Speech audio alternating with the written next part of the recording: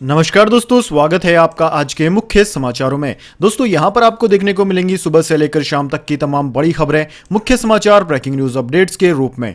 मोदी बोले महायुति में ही महाराष्ट्र की तरक्की। एक तरफ संभाजी महाराज को मानने वाले देशभक्त, दूसरी तरफ उनके कातिल को मसीहा मानने वाले। जी हाँ दोस्तों, प्रधानमंत्री मोदी की आज महाराष्ट्र में 3 रैलियां हुई। छत्रपति संभाजी नगर में पहली रैली में उन्होंने कहा कि महाराष्ट्र का ये चुनाव सिर्फ नई सरकार चुनने का ही चुनाव नहीं है, बल्कि इस चुनाव में एक तरफ संभाजी महाराज को मानने वाले देशभक्त हैं तो दूसरी ओर औरंगजेब के गुणगान करने वाले लोग हैं। कुछ लोगों को छत्रपति संभाजी के कातिलों में मसीहा नजर आता है। उन्होंने कहा कि पूरा महाराष्ट्र जानता है कि छत्रपति संभाजी नगर को यह नाम देने की मांग बाला साहेब ठाकरे ने उठाई थी। अघाड़ी सरकार की 2.5 साल सत्ता रही, लेकिन कांग्रेस के दबाव में इन लोगों की हिम्मत नहीं हुई। चलिए दोस्तों जान लेते हैं अगली खबर। कनाडा ने वांटेड अपराधी सिद्धू को बेकसूर बताया। आतंकवाद के सभी आरोप भी खारिज कर दिए। भारत ने आईएसआई से कनेक्शन बताया था। जी हाँ दोस्तों, कनाडा ने भारत में भगोड़े आतंकवादियों की लिस्ट में शामिल अपराधी संदीप सिंह सिद्धू उर्फ सनी टोरेंटो को बेकसूर करार दिया है। सनी पर लगे आतंकवाद फैलाने के आरोपों की जांच Canadian security intelligence service CSIS कर रही थी। एजेंसी ने उसे क्लीन चिट दे दी है। Sunny Canada border services agency CBSA में तैनात था। उसे वापस सुप्रीडेंट के पद पर तैनात भी कर दिया गया है। सनी पर भारत में शौर्य चक्र विजेता बलविंदर सिंह संधू की हत्या करने का आरोप लगा है। चलिए दोस्तों जान लेते हैं अगली खबर। राहुल गांधी बोले प्रधानमंत्री मोदी ने संविधान नहीं पढ़ा। देश में 8% आदिवासी, लेकिन संसाधनों में सिर्फ 1% हिस्सेदारी है। जल जंगल जमीन पर पहला हक उनका है। जी हाँ दोस्तों, राहुल गांधी ने गुरुवार को कहा कि प्रधानमंत्री मोदी ने कभी संविधान नहीं पढ़ा, इसलिए उन्हें लगता है कि संविधान की लाल किताब खाली है। वे महाराष्ट्र के नंदुरबार में रैली को संबोधित कर रहे थे। इस दौरान संविधान की प्रति दिखाते हुए उन्होंने कहा कि भाजपा को किताब का लाल रंग पसंद नहीं, लेकिन हमें इसकी परवाह नहीं है कि रंग लाल है या नीला। हम इसे यानी कि संविधान को बचाने के लिए अपनी जान भी देने को तैयार हैं। चलिए दोस्तों जान लेते हैं अगली खबर। डोमिनिका रिपब्लिक प्रधानमंत्री मोदी को सर्वोच्च राष्ट्रीय सम्मान देगा। कोविड में 70,000 वैक्सीन भेजी थी। मोदी को अब तक 14 देशों ने दिया है सर्वोच्च सम्मान।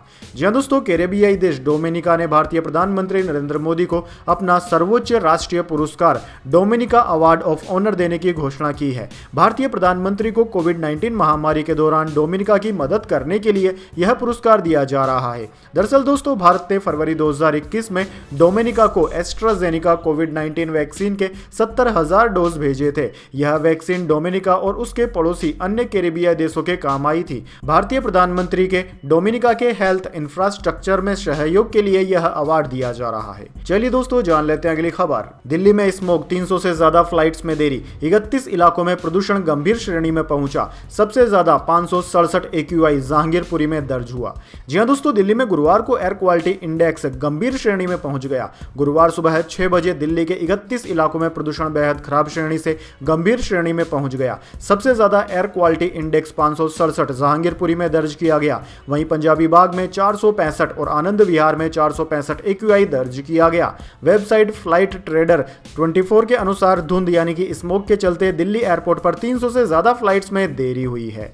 चलिए दोस्तों जान लेते हैं अगली खबर। यूपी PSC ने मानी छात्रों की मांग। RO-ARO परीक्षा स्थगित हुई और एक दिन में होगा PCS का एग्जाम भी। जी हां दोस्तों, प्रयागराज में यूपी लोक सेवा आयोग के बाहर अपनी मांगों को लेकर प्रदर्शन कर रहे प्रतियोगी छात्रों के आंदोलन से जुड़ी बड़ी खबर सामने आई है।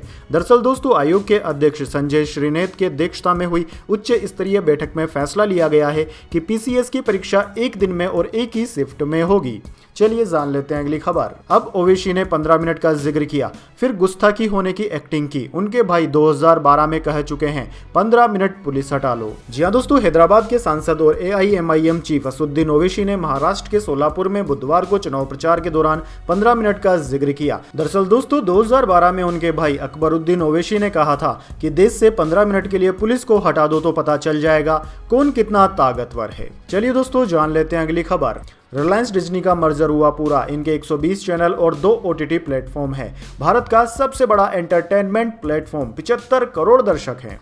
जी हाँ दोस्तों, डिज्नी और रिलायंस एंटरटेनमेंट अब एक हो गए हैं। दोनों कंपनियों ने आज यानी कि 14 नवंबर को मर्जर पूरे होने की घोषणा कर दी। अब ये भारत की सबसे बड़ी एंटरटेनमेंट कंपनी होने के साथ एक स्पोर्ट्स पावर हब भी बन गया है। मर्जर के बाद ये भारत की सबसे बड़ी एंटरटेनमेंट कंपनी भी बन गई है। ये एक स्पोर्ट्स पावर हाउस भी है। इसके पास 2 OTT और 120 चैनल है। कंपनी के पास पूरे भारत में 75 करोड़ दर्शक होंगे। चलिए दोस्तों जान लेते हैं इसके बाद अगली बड़ी खबर। The great Indian Kapil show के मेकर्स को लीगल नोटिस। विवादों के बीच सलमान खान की टीम ने दी सफाई, कहा हमारा शो से कोई लेना देना नहीं। जी हां दोस्तों, नेटफ्लिक्स पर स्ट्रीम हो रहे comedy show the great Indian Kapil show के मेकर्स को लीगल नोटिस मिला है। आरोप है कि शो के एक सेगमेंट में नोबेल पुरस्कार विजेता रविंद्रनाथ टैगोर का अपमान किया गया है। खबरें ये भी है कि सलमान खान की प्रोडक्शन टीम को भी लीगल नोटिस मिला है, जो पहले शो के प्रोडक्शन का हिस्सा थी। दरअसल दोस्तों, विवादों के बीच उनकी टीम ने सफाई देते हुए कहा है कि उनका शो से कोई लेना देना नहीं है। स्टेटमेंट में लीगल नोटिस मिलने की खबर का भी खंडन किया गया है। चलिए दोस्तों जान लेते हैं अगली खबर। सोना 74,000 रुपए के नीचे आया। बीते 15 दिन में 5,942 रुपए सस्ता हुआ। चांदी 87,103 रुपए प्रति किलोग्राम बिक रही। जी हां दोस्तों, सोने और चांदी की कीमतों में आज बड़ी गिरावट देखने को मिली। Indian bullion and jeweller association की वेबसाइट के अनुसार 10 ग्राम 24 कैरेट गोल्ड का भाव आज 1521 रुपए गिरकर 73,739 रुपए पर आ गया। इससे पहले इसके दाम 75,260 रुपए प्रति 10 ग्राम पर थे। वहीं दोस्तों, चांदी की कीमत में भी आज गिरावट देखने को मिली और आज चांदी 2,644 रुपए गिरकर 87,103 रुपए प्रति किलोग्राम पर आ गई है। इससे पहले चांदी 89,747 रुपए पर थी। वहीं दोस्तों, 23 अक्टूबर को चांदी ने 99,151 रुपए का और 30 अक्टूबर को सोने ने 89,681 रुपए का ऑल टाइम हाई बनाया था। चलिए दोस्तों जान लेते हैं इसके बाद अगली बड़ी खबर। एमसीडी पर फिर आम आदमी पार्टी का हुआ कब्जा। महेश खींची ने 3 वोटों से जीता मेयर का चुनाव। जी हां दोस्तों, एमसीडी में एक बार फिर से आम आदमी पार्टी का मेयर बना है।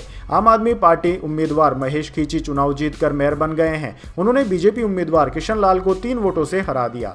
दरअसल दोस्तों, गुरुवार को दिल्ली नगर निगम के मेयर और डिप्टी मेयर पद का चुनाव हुआ। मेयर पद के लिए कुल 265 वोट पड़े, जिनमें से 2 वोट अमान्य करार दे दिए गए, जबकि 263 वोटों में से आम आदमी पार्टी उम्मीदवार महेश खींची को 133 वोट मिले और बीजेपी उम्मीदवार किशन लाल को 130 वोट मिले। इस तरह से वे 3 वोट से जीत गए हैं और दिल्ली के नए मेयर भी बन गए हैं। चलिए दोस्तों जान लेते हैं अगली खबर। मणिपुर के 6 इलाकों में अस्फा फिर से हुआ लागू। केंद्र सरकार का फैसला। जातीय हिंसा के चलते 200 लोग जान गंवा चुके हैं। जी हां दोस्तों, केंद्र सरकार ने मणिपुर के 6 इलाकों में फिर से सशस्त्र बल विशेष अधिकार अधिनियम अफ्सा को लागू कर दिया है। इसके तहत किसी क्षेत्र को विवादित घोषित किया जाता है। इससे यहां सुरक्षा बलों को अधिक अधिकार मिल जाते हैं। यह कदम राज्य में जारी जातीय हिंसा के कारण लिया गया है। दरअसल दोस्तों, हिंसा के चलते राज्य में अब तक 200 से अधिक लोगों की मौत हो चुकी है। केंद्रीय गृह मंत्रालय की अधिसूचना में कहा गया है कि यह फैसला मणिपुर में लगातार बिगड़ती सुरक्षा स्थिति के लिए लिया गया है। चलिए दोस्तों जान लेते हैं अगली खबर। समी की 1 साल बाद जोरदार वापसी। रणजी मैच में दूसरे दिन एमपी के खिलाफ 4 विकेट झटके। ऑस्ट्रेलिया दौरे पर जा सकते हैं। जी हां दोस्तों, करीब 1 साल बाद क्रिकेट में वापसी कर रहे भारतीय गेंदबाज मोहम्मद शमी ने रणजी ट्रॉफी मैच में मध्य प्रदेश के खिलाफ 4 विकेट चटका दिए। इससे उनके ऑस्ट्रेलिया दौरे पर जाने की संभावनाएं बढ़ गई है। गुरुवार को मुकाबले के दूसरे दिन मध्य प्रदेश की टीम पहली पारी में 167 रन पर ऑल आउट हो गई थी। इस दौरान मोहम्मद शमी ने 19 ओवर की गेंदबाजी में 4 मेड इन सहित 54 रन देकर 4 विकेट झटके। चलिए दोस्तों जान लेते हैं अगली खबर। ट्रंप ने तीसरी बार राष्ट्रपति बनने की इच्छा जताई। इसके लिए अमेरिकी संविधान बदलना होगा। लोगों से समर्थन मांगा। पत्नी व्हाइट हाउस में नहीं रहेगी। जी हां दोस्तों, अमेरिका के नवनिर्वाचित राष्ट्रपति डोनाल्ड ट्रंप ने तीसरी बार भी राष्ट्रपति बनने की इच्छा जताई है। राइटर्स की रिपोर्ट के मुताबिक उन्होंने बुधवार को राष्ट्रपति जो बाइडेन से मुलाकात से पहले वाशिंगटन डीसी के एक होटल में यह बयान दिया। उनके बयान पर समर्थकों ने खुशी जाहिर की। ट्रंप ने अमेरिकी संसद के निचले सदन के सदस्यों से कहा कि मुझे लगता है कि मैं फिर से राष्ट्रपति पद के लिए चुनाव नहीं लड़ूंगा, लेकिन आप अगर ऐसा चाहेंगे तो मैं ऐसा सोच सकता हूं। अमेरिका में 2 बार राष्ट्रपति बनने का प्रावधान है। दरअसल दोस्तों, ट्रंप दूसरी बार राष्ट्रपति चुने गए हैं। इससे पहले वह 2017 से 2021 तक राष्ट्रपति रह चुके हैं। चलिए दोस्तों जान लेते हैं अगली खबर। ग्लेन मैक्सवेल ने पाकिस्तानी गेंदबाजों को बुरी तरीके से धोया। ब्रिस्बेन में आया तूफान। जी हां दोस्तों, ग्लेन मैक्सवेल ने विस्फोटक प्रदर्शन किया है। उन्होंने पाकिस्तान के खिलाफ ब्रिस्बेन T20 मैच में 43 रनों की शानदार पारी खेली। मैक्सवेल ने इस पारी के दौरान 5 चौके और 3 छक्के लगाए। दोस्तों, अहम बात यह है कि उन्होंने नसीम शाह को काफी धोया। मैक्सवेल ने नसीम के 1 ओवर में 4 चौके लगाए। मैक्सवेल को IPL 2024 से ठीक पहले रॉयल चैलेंजर बेंगलुरु ने रिलीज कर दिया था। अब उन्हें मेगा ऑक्शन में मोटी रकम मिल सकती है। चलिए जान लेते हैं अगली खबर। अशोक गहलोत ने उनियारा घटनाक्रम में सरकार पर साधा निशाना। कहा राजस्थान में सरकार का इकबाल खत्म हो रहा है, कानून व्यवस्था ठप है। जी हाँ दोस्तों, पूर्व मुख्यमंत्री अशोक गहलोत ने उपचुनाव के दौरान उनियारा में हुई घटना पर भाजपा पर जमकर निशाना साधा। उन्होंने कहा कि राजस्थान में सरकार का इकबाल खत्म हो चुका है, कानून व्यवस्था ठप हो चुकी है। गहलोत बोले, नरेश मीणा चुनाव में किसकी शह पर खड़े हुए कोई व्यक्ति अधिकारी को थप्पड़ लगाए, ऐसी स्थिति क्यों बनी। गहलोत बोले, हम बार बार सरकार को कह रहे हैं कि गुड गवर्नेंस दे, इकबाल खत्म होने पर लोग कानून हाथ में लेते हैं। चलिए दोस्तों, जान लेते हैं अगली खबर। BSNL ने लॉन्च कर दिया भारत का पहला सैटेलाइट टू डिवाइस सर्विस, अब नेटवर्क के बिना भी हो सकेगी कॉलिंग।